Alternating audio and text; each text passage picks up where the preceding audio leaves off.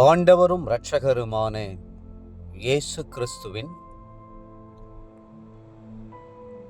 ஈடு இணையற்ற நாமத்தில் அன்றன்றுள்ள அப்பம் வாசகர்களுக்கு எங்கள் அன்பின் வாழ்த்துக்கள். 2024 ஆண்டு செப்டம்பர் மாதம் 27ஆம் தேதி வெள்ளிக்கிழமைக்குரிய தின தியானம்.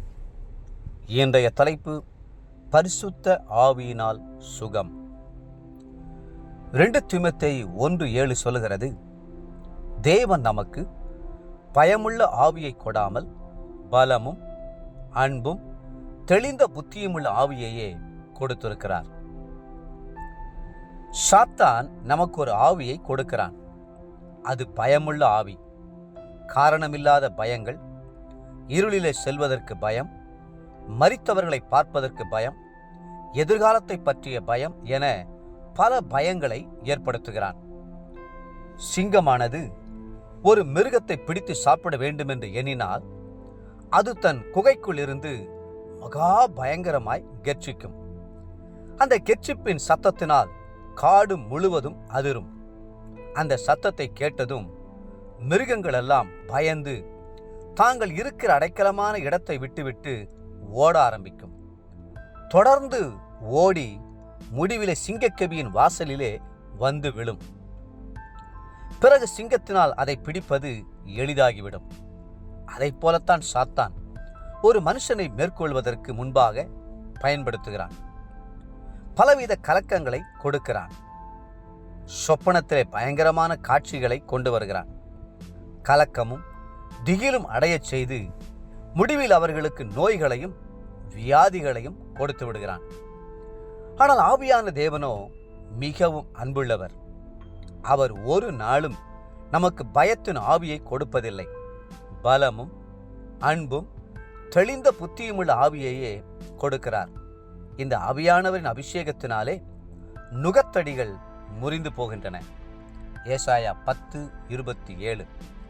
கர்த்தர் சொல்கிறார், சகரியா 4:6, பலத்தினாலும் அல்ல பராக்கிரமத்தினாலும் அல்ல, என்னுடைய ஆவியினாலேயே ஆகும்.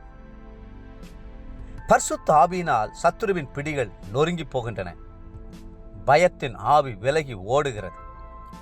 தேவ பலன் நம்மில் குடியிருக்கிறது. மட்டுமல்ல, ஆவியானவர் நம்மேல் தம்முடைய ஆனந்த தைலத்தினால் அபிஷேகம் பண்ணுகிறார். இந்த ஆனந்த தைல ஆவி ஆத்துமாவில் இறங்கி வரும்போது உள்ளான காயங்கள் யாவும் குணமடைகின்றன. மட்டுமல்ல, அந்த ஆவியானவர் நம்முடைய சரீரத்தை உயிர்ப்பித்துக் கொண்டே இருக்கிறார். சரீரம் மரித்தாலும் அதை அவர் உயிர்ப்பிக்க வல்லமையுள்ளவர். வேதம் சொல்கிறது, ரோமர் 8:11, அன்றியும் இயேசுவை மரித்தோரிலிருந்து எழுப்பினருடைய ஆவி உங்களில் வாசமாயிருந்தால் தம்முடைய ஆவியினாலே சாவுக்கேதுவான உங்கள் சரீரங்களையும் உயிர்ப்பிப்பார்.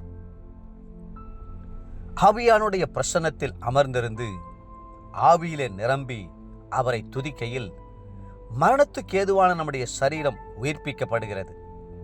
வியாதியாயிருக்கிற சரீரம் குணமடைந்து விடுகிறது. பழைய ஏற்பாட்டில் ஆரோனுடைய கோலோடு கூட மற்ற இஸ்ரவேல் மூப்பருடைய கோல்களையும் வாங்கி மோசே தேவ சமூகத்தில் வைத்தார். என்ன ஆச்சரியம்! மறுநாள் அவர்கள் அந்த கோல்களை பார்த்தபோது மற்ற எல்லா கோல்களும் செத்ததாய் ஜீவனற்றதாய் காணப்பட, ஆரோனுடைய கோல் மாத்திரம் துளிர்த்து பூத்து வாதுமை பழங்களை தந்ததாய் இருந்தது. தேவப்பிள்ளைகளே, அந்த கோல்தான் நம்முடைய சரீரம்.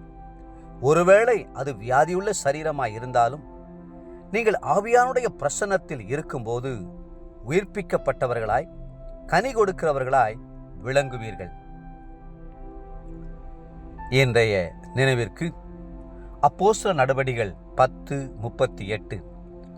நசரேயனாகிய இயேசுவை தேவன் பரிசுத்த ஆவியினாலும் வல்லமையினாலும் அபிஷேகம் பண்ணினார். தேவன் அவரோடே கூட இருந்தபடினாலே அவர் நன்மை செய்கிறவராயும் பிசாசின் வல்லமையில் அகப்பட்ட யாவரையும் குணமாக்குகிறவராயும் சுற்றித் திரிந்தார். இன்றைய வேத வாசிப்பு காலை ஏசாயா 3, மற்றும் 4ஆம் அதிகாரங்கள். மாலை கலாத்தியர் 6ஆம் அதிகாரம். அன்புக்குரிய அன்றன்றுள்ள வாசகர்களே, மீண்டும் உங்களை வாழ்த்துகிறோம். பரிசுத்த ஆவியானவர் உங்கள் சரீரங்களை உயிர்ப்பித்து உங்களுக்கு குணமாக்குவார். கர்த்தர் தாமே உங்களை ஆசீர்வதித்து மென்மேலும் உயர்த்துவாராக. ஆமென்.